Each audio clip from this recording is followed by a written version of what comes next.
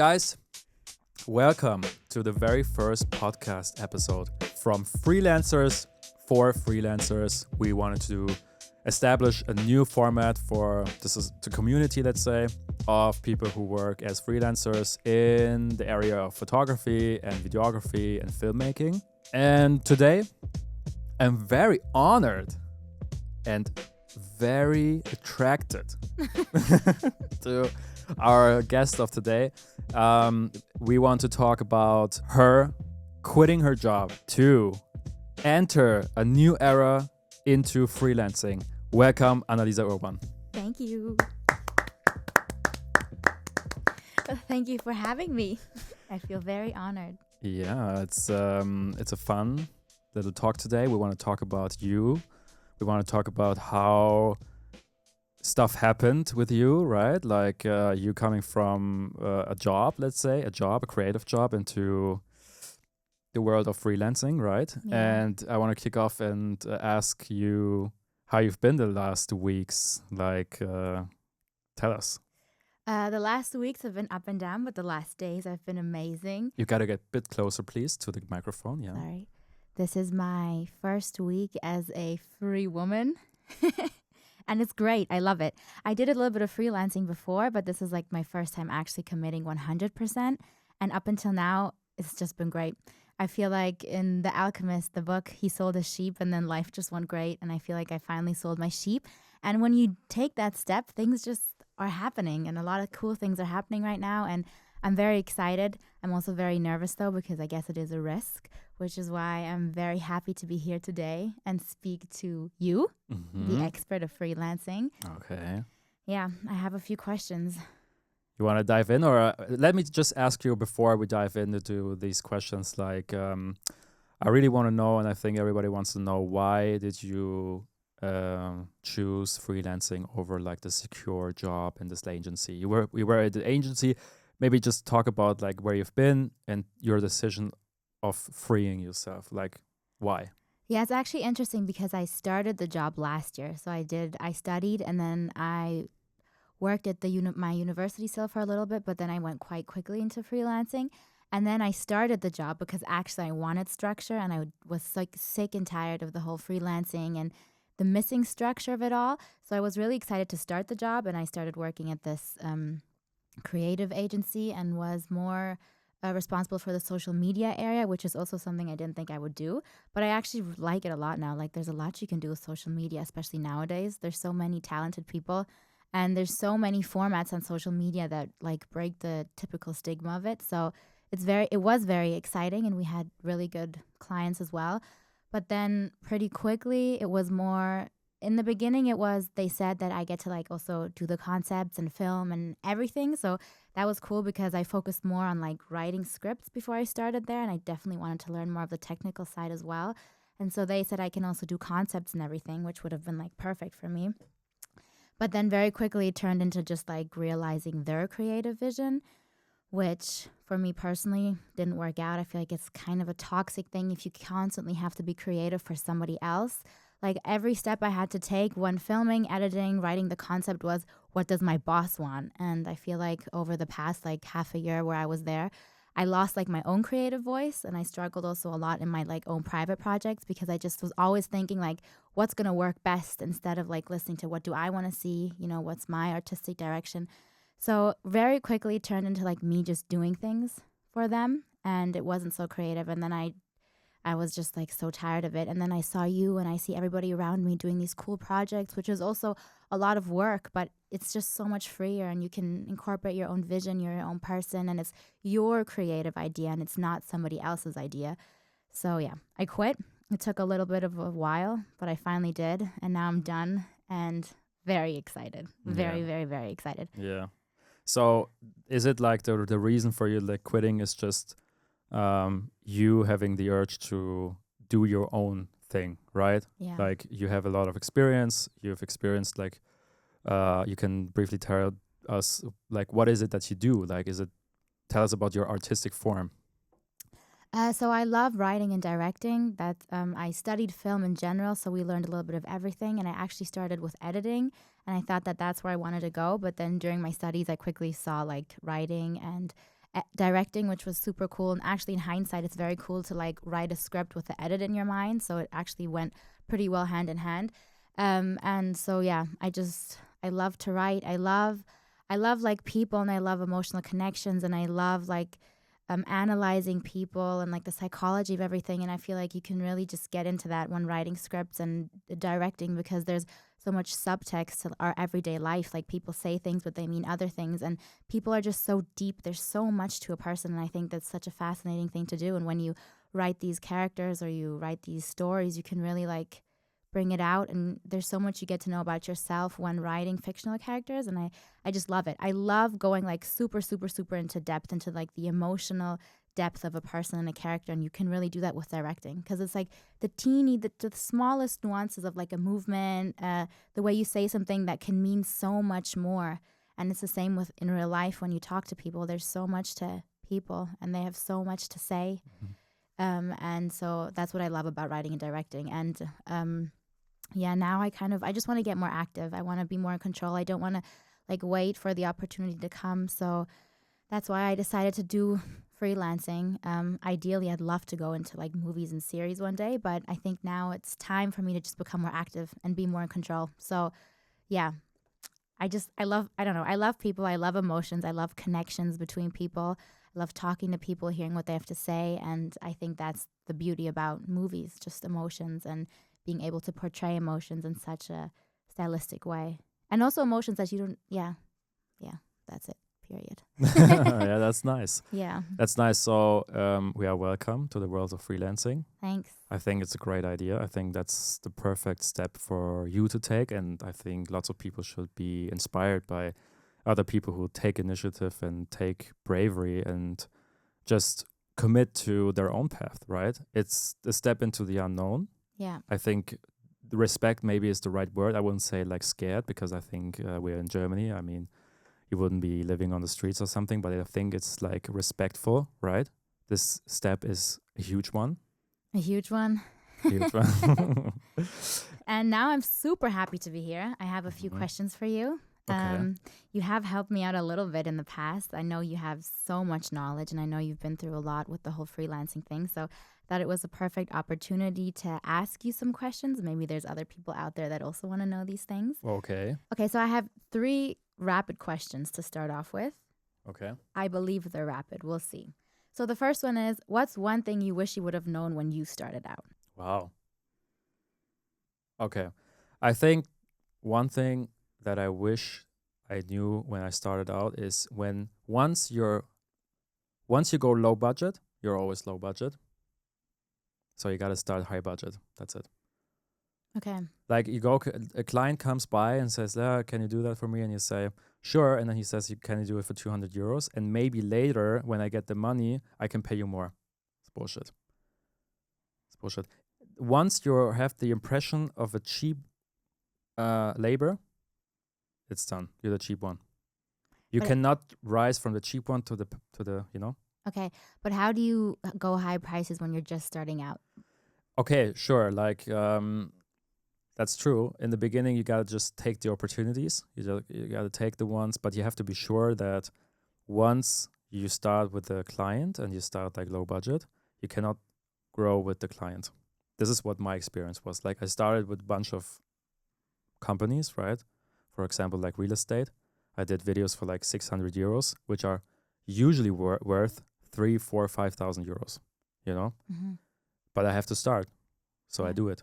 I say, okay, let's do it. And then I came by and I said, okay, guys, it's been 2 years now.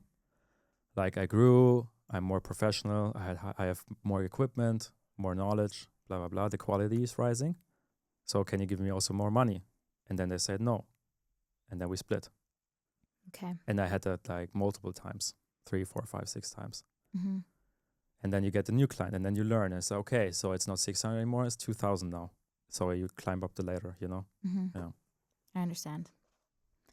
Okay, what's your biggest red flag in a client, or something that I could look out for? Wow, also a good question. Like, what is something when they start saying this or when they start doing this where your alarm goes off? Yeah, this one is a huge red one. Like, hey, I pay you now 500, and then maybe later when I get the money, when we get the success, I pay you more. Red flag. Don't Never do it. works. Don't do it. Don't do it. Okay. Say, hey, give me the 500. I do it, and then we'll see. But but this one is a huge one. Again, a huge one. Um, that's such a great question. Actually, I have to think about it. A red flag from a client. What the fuck? You can maybe think about when you were starting out, like maybe a mistake that happened all the way in the beginning, where like now you know better because you have experience with these type of people. I mean, of course, like the overall things. Okay, this is maybe something that has to be developed by oneself. Like this is something that comes up by time, but definitely whenever you feel like value is missing, or like, validation is missing from the other person, appreciation is missing. Money is one thing, but clients appreciating you and the art that you do. There are people who think like, oh, this is like some, I don't know, kindergarten shit, like, oh, okay, I'm doing a video and stuff, like, and they treat you like that, like this is something that's not important, but for you, it's your whole identity and your whole life and stuff. I think that's also a red flag, like people, but this is like basic human interaction, right? Like respect, validation, appreciation. That's also like a red flag, like just people being disrespectful in the beginning, or like not really appreciating the value of your person and of your labor. Okay. That would be a red flag. And I think the feeling is there immediately. I mean, you can sense that, right? Yeah. When you talk to them, do they listen? Yeah. Do they really listen? Yeah. And do they say thank you and stuff? The little things. And like you said earlier, do they understand why we're doing this? Do they think, okay, I have to do it. It's social media time. Let me just get this shit over with. And whatever. Do your thing. Absolutely. Okay, respect. This is also really important, yeah. Okay. And what's an investment that you've made that's really paid off? It could be like technical, website-y, anything. Like, wow. Looking back, quickly, how many years have you been freelancing? I think like 8 years. 8 years. Yeah. So that's a long time. So I'm at the beginning now, and maybe things that I think that are important now maybe aren't as important. So what would you say looking back in those 8 years? Like, what is an investment that truly paid off, which is something that I could be thinking about doing soon to like start off? That's also a great question.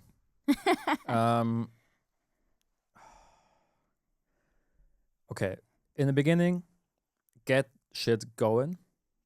Get it going. Like opportunities, like you're young, you have time, you have energy, just do it.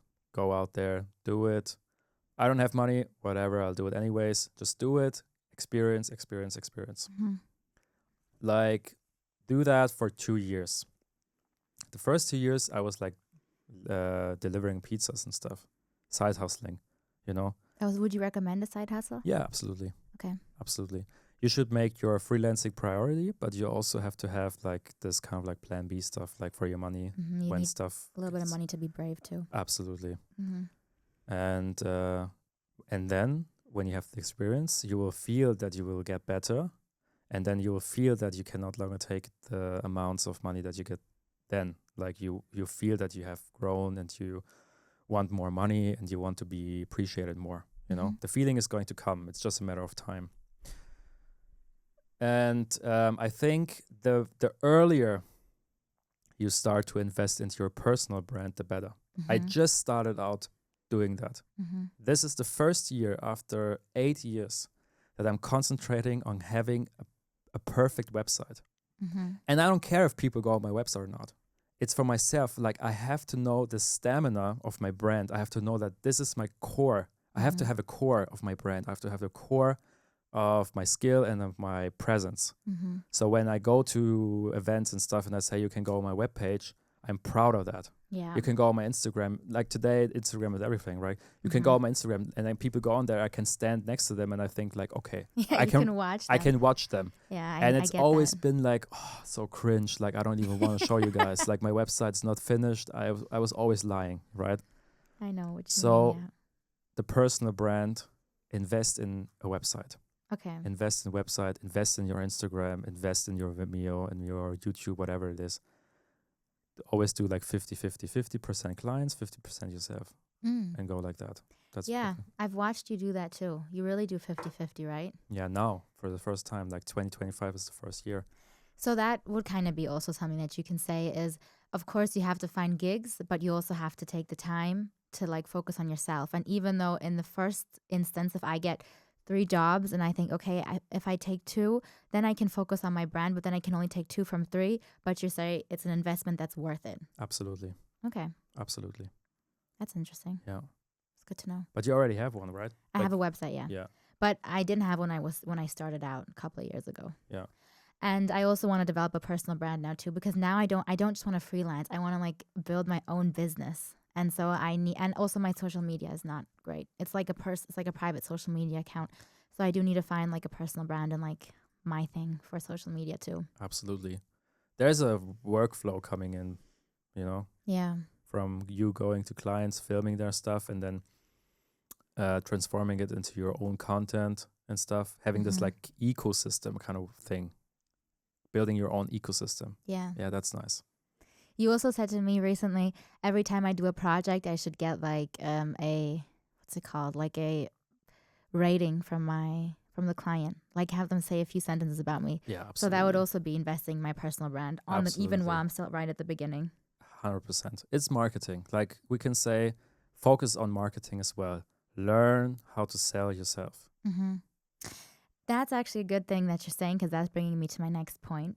So my first category is confidence, because one thing that I really admire about you is that you are extremely competent and you have this authenticity that is so rare nowadays. I feel like you're just there. You arrive in a room and you're there and you know who you are, you know what you want, and you have this like immense competence and confidence, and which is something that I was like very, very drawn to from the beginning onwards. Sometimes attracted to, sometimes intimidated by. Okay. Choose your fighter. But I think in the business sense of it, it's like a very great trait to have. And so my first topic is confidence a little bit, which I think is also something that is difficult, that you struggle with in the beginning.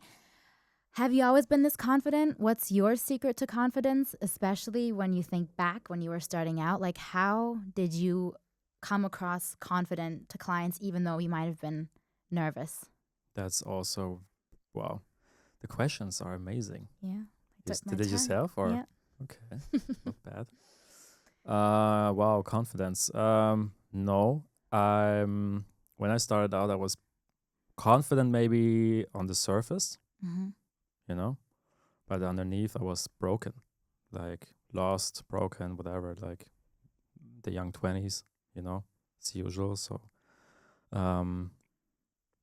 I didn't really know what I want. I didn't really know what I can do, what I'm capable of doing. It took some time to develop and to evolve. Now, looking back, I would recommend myself to, you have these kind of like tiny micro decisions every day, right? Like also in being creative, you have to take a lot of decisions, especially working with clients. You are the one who has to take the decisions. The client is paying you for deciding. Yeah.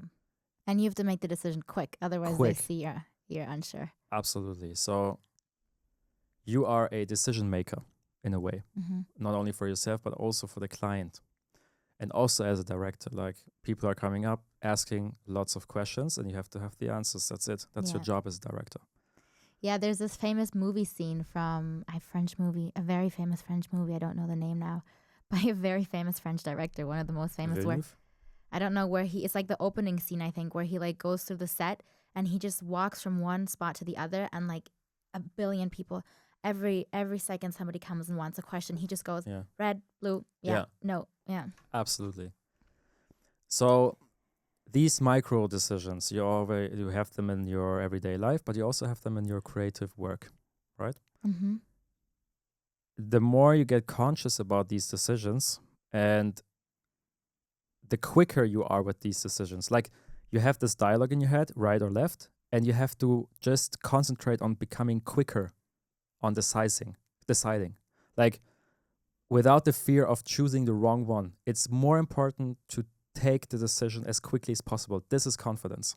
Mm-hmm. The Okay. time of you choosing the right or left, this is the confidence.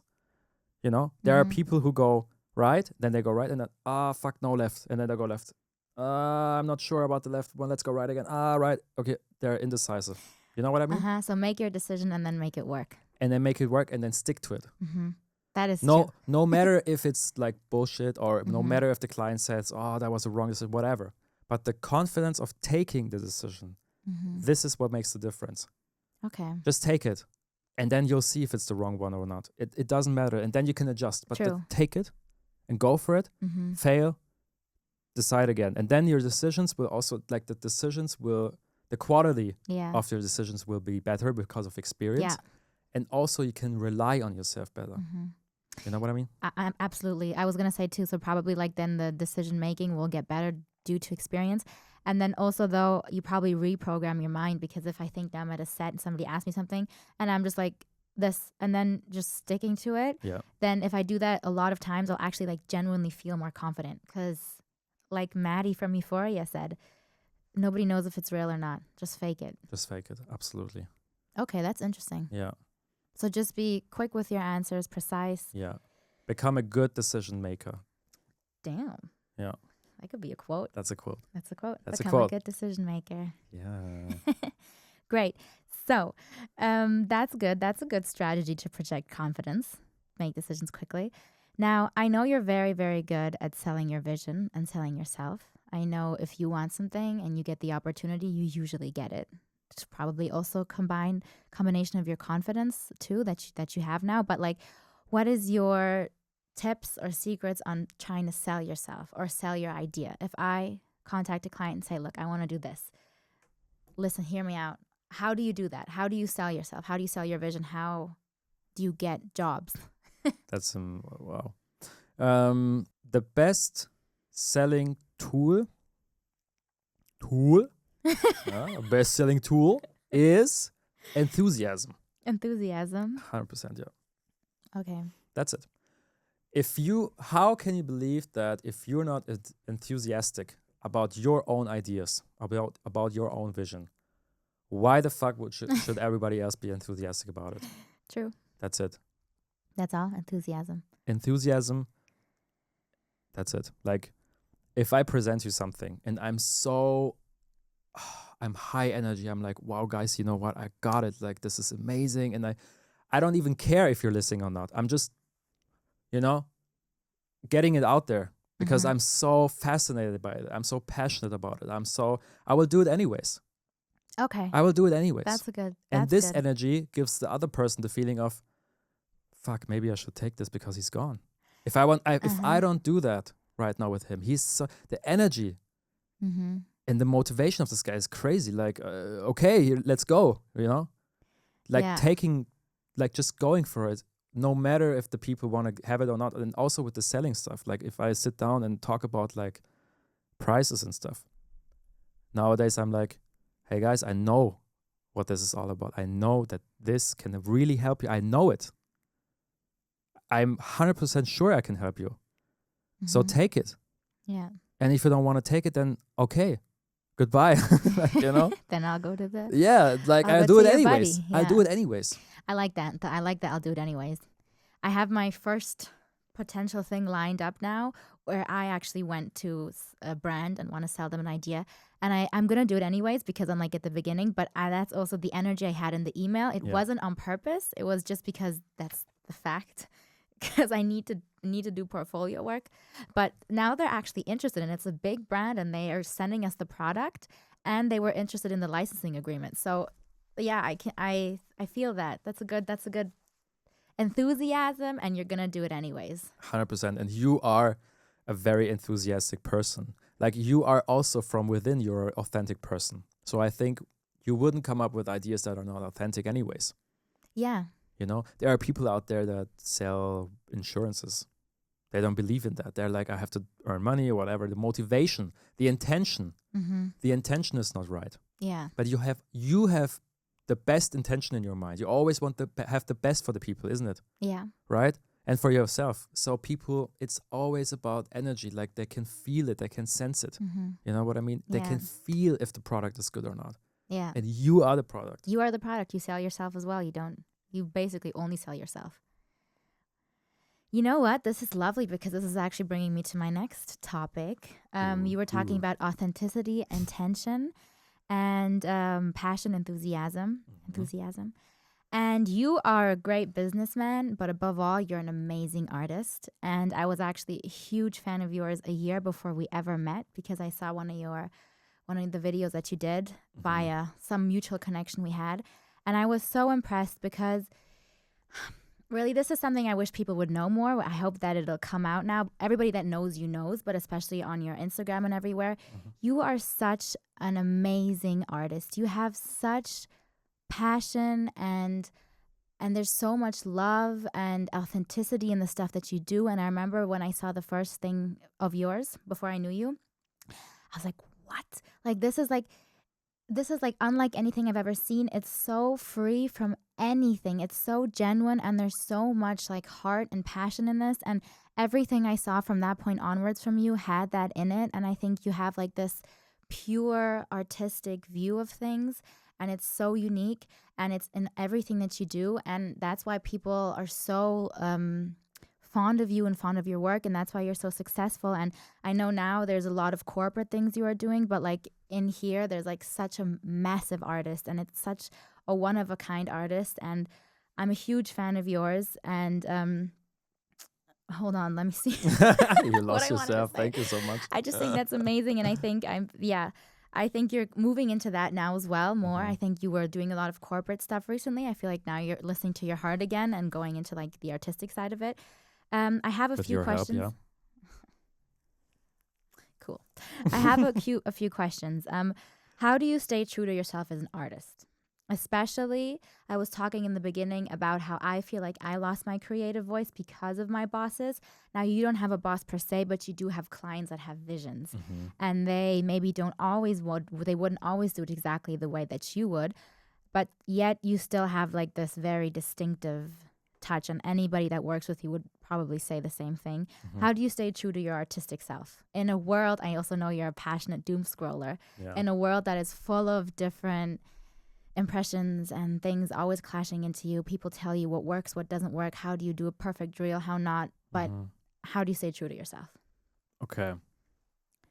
I think like every artist can resonate that when you sit down and you edit, then you edit for yourself. Like when I sit down and I edit the stuff for my clients or I edit the stuff for myself or I go filming and I don't know, I just do this artistic work. The first one that I'm doing this for is for myself. Like when I sit in the editing room, I have the best time of my life for myself. I really enjoy the process. Like I get goosebumps. I love to take my own music, put my music under it, create moments for myself. And that's it.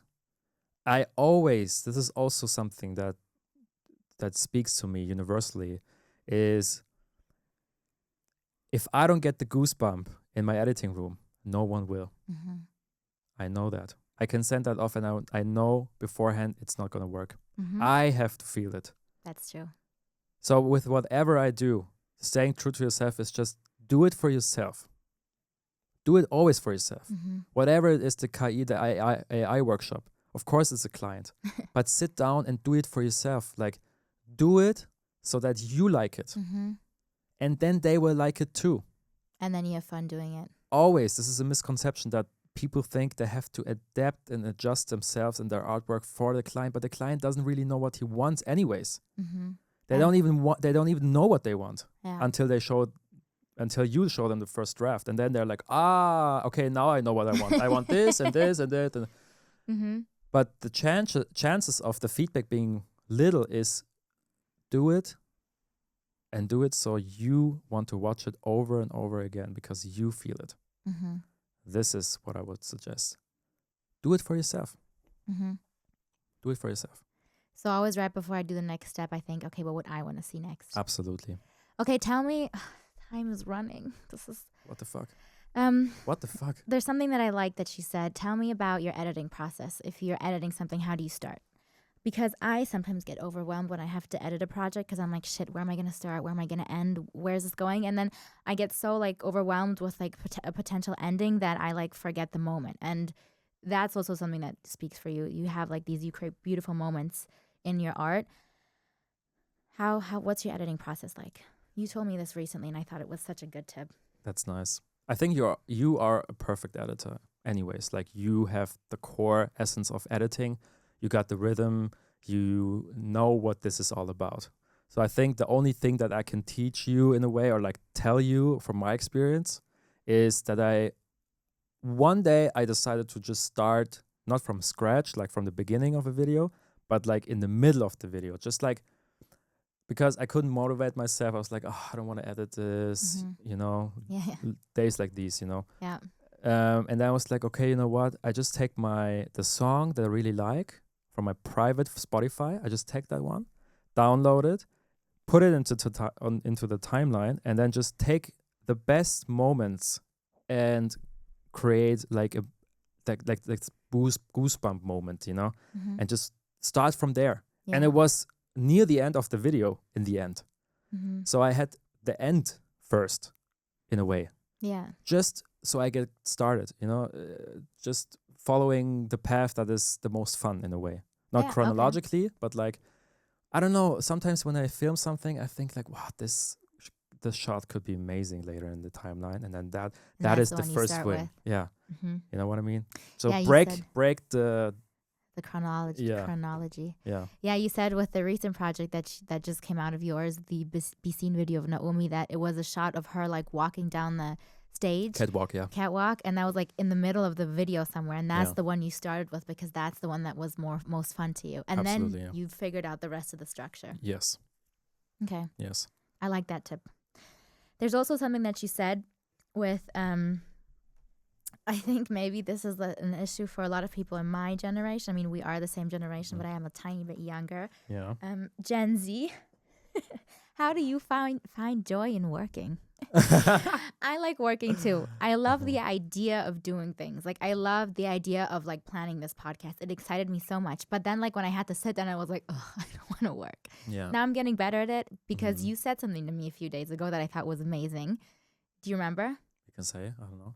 About this whole thing being a project for you and what excites you about it. Like, why do you sit down? He wakes up in the morning and the first thing you do is check your emails and like you even start doing some things on your to-do before you even go get up to have a coffee or a tea in your case. Mm-hmm. I don't think that I'm working. I'm not working, actually. I'm just, this is such a big part of my identity, the stuff that I do. It's my everyday life, all my contacts, all my thought processes are related to being a creative artist, being a service man or whatever, business, running my business. This is everything that I have. This is everything that I want to do. This is everything that I can do. This is everything that I want to do for the rest of my life, maybe even, So I would say I found myself in this, and now I'm just making the concrete even harder and harder and harder. So I think I will never do nothing else again in my life. You know what I mean? So, okay, this is like the basement, the foundation. And therefore, everything that I do is related to it. Every food that I take in, every business, every contact that I get, and every conversation is an add-on to this project, of this lifestyle, let's say. Of you. Yeah. You're the project. Yeah, that's it. Like, I'm having fun. It's very funny. Yeah. I'm just, like today I was working with, let's say, a client of mine. We were running around the English Garden here in Munich and filming like dogs. And it was a real important part of the project, Good that you clarified that. You know what I mean? We were drunk and he's actually not my client. He's just a friend. Yeah, that's what you said. You said that the whole thing is a project. So every email you write is part of this project. And I like that because it's like if you visualize it like you're building a house and you're the house and everything that you do, even the things that aren't fun, are part of building this house, which makes it automatically fun. Like I was the AI thing you were talking about, have to edit. It's a fun project. And now I actually had fun doing it because I was thinking this morning when I finished it and I sent the email, I was like, this is one stone in like the whole fundament of the house. Enjoy this because like this is the process and it's one big project. And even the things that aren't as fun are actually fun because they're part of me becoming like me and building all of this for 100%. myself. Yes, absolutely. Enjoy it. Yeah, it's the foundation of your future. Yeah. Enjoy the process. And you had fun, right? Yeah, actually I did. And I sent it off because before we spoke about it, I was like, are they going to like it? Again, like thinking for other people, but I like it and I have fun watching it. And then I was thinking, so they're going to like it too. Did now they I'm say curious. something? No, I sent it this morning. They're going to Probably love going to it. get the They're email gonna love afterwards. They're Girl. going to love it. 100% they're going to love it. I think so too. I like it. I think it's fun, funny. It's perfect. Thank you. It is. Thank you very much. It's you. That's why. True. It's really you. You can really see. You said that, yeah. You can really see your editing style and your personality. Yeah. This is it. And with all this agency stuff, you didn't see it no more. There was no personality. Yeah, that's it. Personality, that's the one. Mm-hmm. Yeah. Mm-hmm. Yeah, your work definitely has a lot of personality. Personality is your USP, yeah. Mine. Mm-hmm. Thanks. No one can edit like you. That's true. This is your only thing that separates you from the rest. That's your USP. For me, it's the same. Like true, my style of filming and editing, only me can do it. Mm-hmm. Yeah, that's actually good because that's where I want to be in a year. I don't know if that's like delusional, but in a year I want to be somewhere where people are booking me for my art, and I feel like you have that, right? I feel like not with every client, but there's a few clients that were like, I want this because I want Ashkan to do it. Absolutely. And I don't want some camera guy to do it as some person that's good at editing. I want you to do it. And that's where I want to get to. So to maybe put it all in a nutshell, you have to stay true to yourself. You have to listen to your voice. You have to have fun. You have to create work and art that you want to see. And that's how you can create this empire where you get booked for creating art and not booked for, doing a job. Powerful also. You know how powerful that is? Because if you're not there, the business is gone. That's powerful. Integrating yourself into businesses and then making yourself like undeniable, irreplaceable. That's powerful. Yeah. Yeah, that's your USP. Now, one thing that you're really good at is standing up for yourself and setting boundaries, especially with clients. I struggle with this. Mm-hmm. What are your tips? How do you stand up for yourself? How do you set boundaries? Because people love to take advantage of you. 100%. The worst things that really got into my mind were we did a deal with a client, let's say like 5 videos or something, 20 photos. Okay? Which client? Whatever. We can bleep it out. No, it's okay. And then you do it. You're already there, already filming. And they come by and like, hey, so amazing work. I love the style already. Like everybody's like very happy with you and stuff. Could you maybe like add maybe 2 to 3 like testimonial videos? Like the client's over there. We can go over there and just quickly do this. Touching you on the shoulder. As long as it's just the shoulder. And back in the days, I was like, yeah, sure. Why not? Like, yeah, let's do it. My initial thing would have been like, sure, let's go. Yeah, sure. Cool, fun. Like, why not? Idea. Like, she is so kind and she's asking so kindly. Like, why not? She likes me. She likes my work. Like, oh yeah, of course, let's do it. I'll do anything. And then you do it. Then you sit at home. And then you have to edit 3 more videos. Right? Mm-hmm. So then she's not standing next to you and touching you on the shoulder. You're alone in your editing room. So you're like, what the fuck did I do wrong here?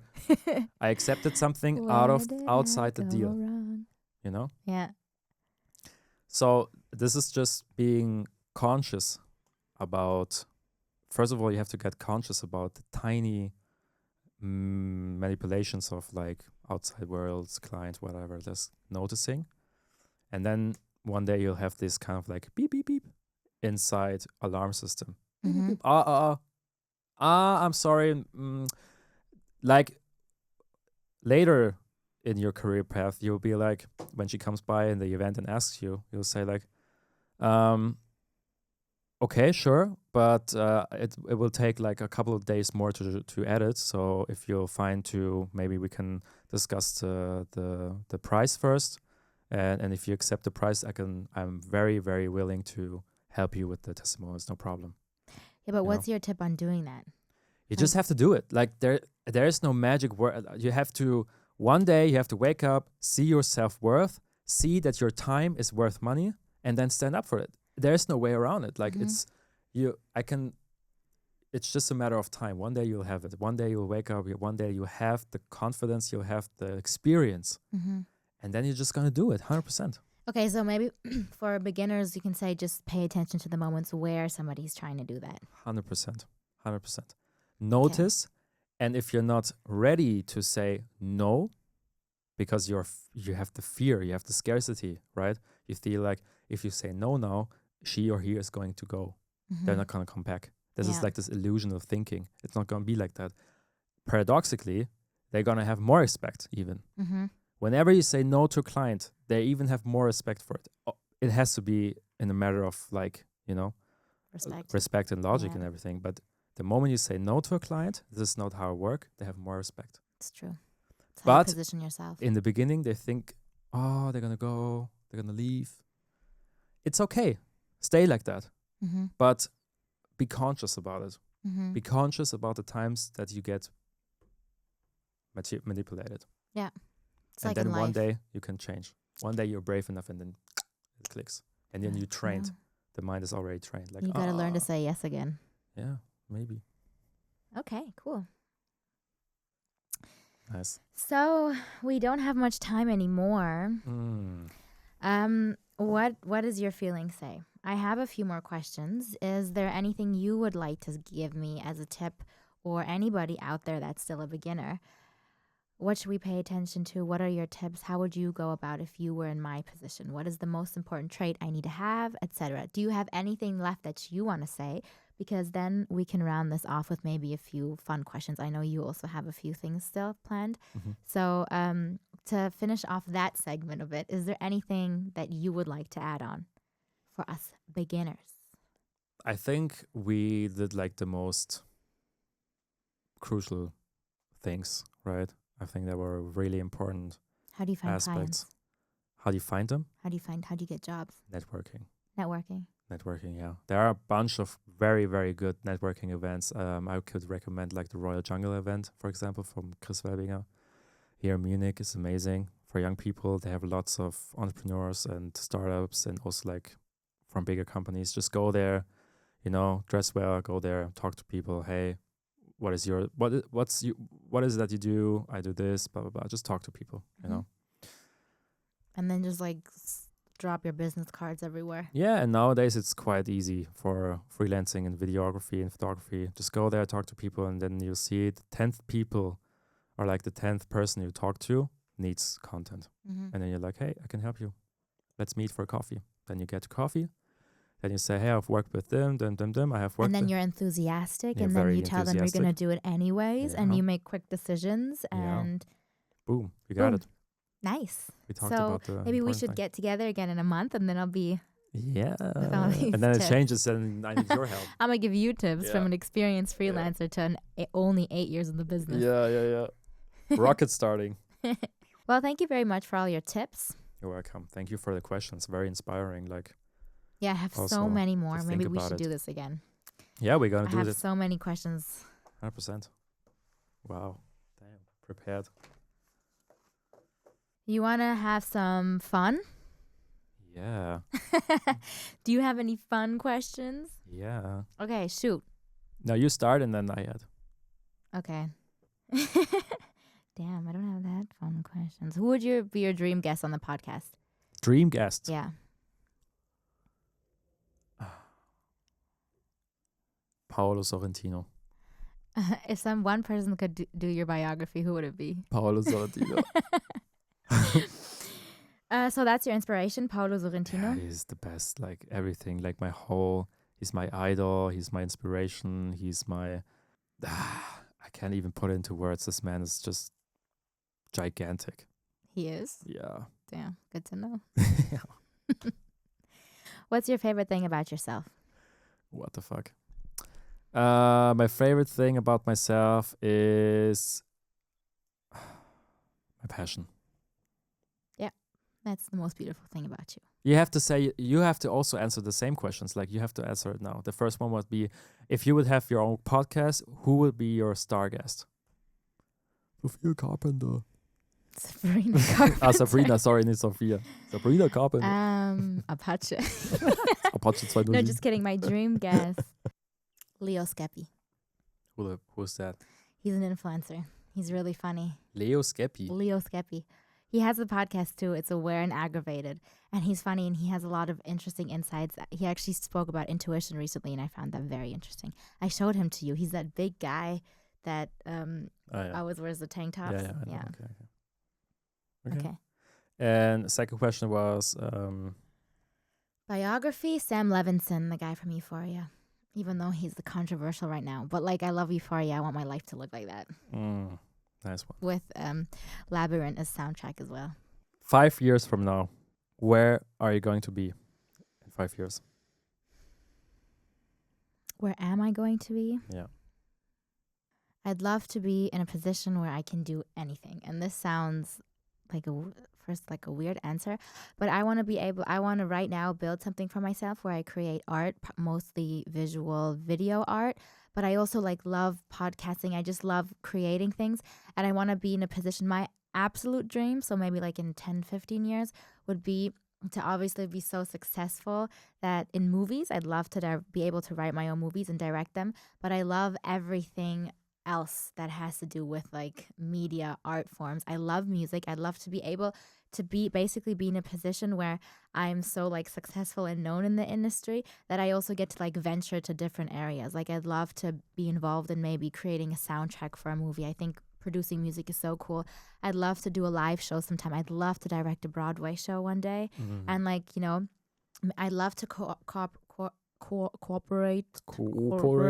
combine theater and movie, having I love theater shows, music, I love musicals, but then also use more immersive visuals, maybe also think about changing the way theater is built to make the stage in the middle and then have screens around. So I'd love to just be able to be in a position one day where I can try all these art forms and just combine everything, combine music with film, with theater and all that. But above all, I just want to be in a position to be able to create things. If you'd be getting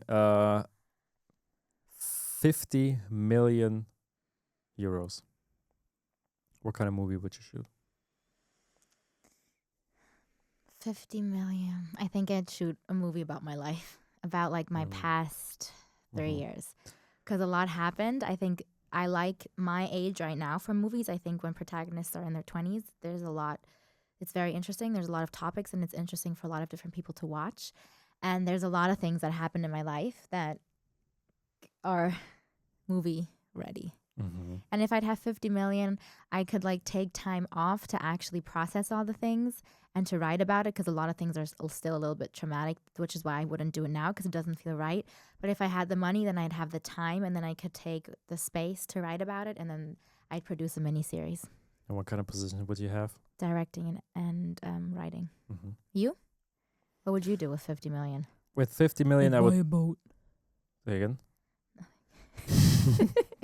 I would do Sorrentino style, a melancholic Italian, highly stylized fashion film sort of movie about a very sad man who lives alone in Naples and is very depressed, but then finds joy in art and finds meaning in it right before trying to kill himself, but then finds love in it and gets really successful with it. Is that what you were talking about when you were talking about enthusiasm earlier? Is that how you sell your vision? I want to make a movie about a man that's super depressed and then he finds love. Yeah. At least it's fitting. Yeah, I mean, in the motion. Be in Yeah. the motion, yeah, right. That's true. So Yeah. why that topic? Yeah, I don't know. I think I like melancholic themes. Yeah, you know Sorrentino, right? Yeah, The style and the vibe and the atmosphere is just phenomenal. that's true. that's just so nice to watch, and it's so inspiring and so authentic. That's it. I It's don't know. true. It's just amazing. So you're from Iran, right? Mhm. How do you feel like your German and Iranian heritage influences your work? Yeah, the Iranian influence is like highly poetic. This is also something I think that will develop in my movie styles one day. I think that my style is poetry, Hmm. 100%, Visual poetry. visual poetry, and so much interpretation, room for interpretation. And it's in a huge conflict with the German style of making movies, which is like, take it. Here's the So, information and take it. so you would say the German side of you is not to be found in your work. Yes, it is, because the German side of me is found in my management and Uh-huh. how I manage my business. You know. Okay, so that's actually interesting. So the businessman in you is German, and the Yeah. artist in you is Persian. 100%, yeah. Damn, that's nice. Like the correctness, the punctuality and stuff. That's all German. And then the free, whatever part, Passion the passion. is Persian. It's like this belly dancer inside my head. Is it when you work? There's always a belly dancer in your head. It's like this.